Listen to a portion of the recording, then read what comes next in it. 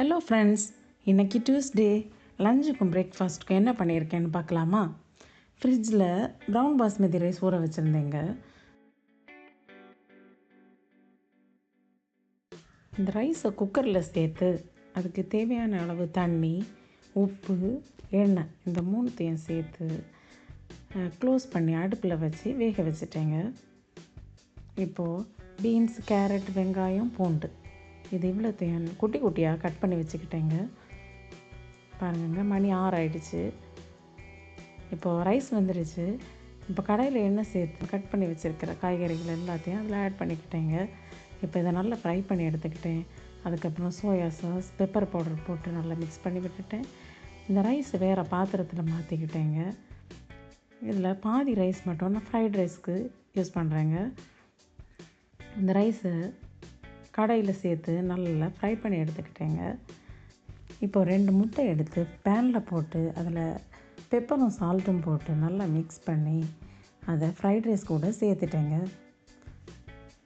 Fried ரைஸோட flavour கொடுக்குறதுக்கு tomato ketchup add பண்ணி fried rice ready பண்ணிட்டேங்க. இப்போது காலிஃப்ளவர் எடுத்துக்கிட்டேங்க. இந்த காலிஃப்ளவரை நல்லா க்ளீன் பண்ணிக்கிட்டேங்க. தண்ணியில் உப்பு, மஞ்சள் தூள், காலிஃப்ளவர் சேர்த்து 2 நிமிஷம் நல்லா கொதிக்க வச்சு கழுவி எடுத்துக்கிட்டேங்க. கடலை மாவு, பெருங்காயத்தூள், உப்பு, தண்ணி, மிளகாய்த்தூள் சேர்த்து இந்த மாவில் காலிஃப்ளவரை நல்லா டிப் பண்ணி மீடியம் ஹீட்டில் டீப் ஃப்ரை பண்ணி எடுத்துக்கிட்டேங்க. இப்போ கடாயில் எண்ணெய் சேர்த்து வெங்காயம், பூண்டு சேர்த்து உப்பு சேர்த்து நல்லா வதக்கிட்டு அரைச்சி வச்சுருக்கிற தக்காளியை சேர்த்துட்டு மிளகாய்த்தூள் சேர்த்து நல்லா மிக்ஸ் பண்ணி மூடி போட்டு வேக வைக்கிறேன். இப்போது சோயா சாஸ், டொமேட்டோ கெச்சப் ஊற்றி நல்லா மிக்ஸ் பண்ணிக்கிறேங்க.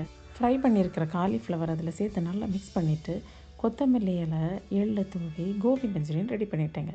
பிரேக்ஃபாஸ்ட்டுக்கு முட்டை, baking powder, vanilla essence, chocolate syrup, sugar, oil, மைதா மாவு எல்லாம் சேர்த்து நல்லா மிக்ஸ் பண்ணிக்கிறேங்க. இப்போ கொஞ்சம் பால் சேர்த்துட்டு நல்லா மிக்ஸ் பண்ணி எடுத்துக்கிட்டேங்க.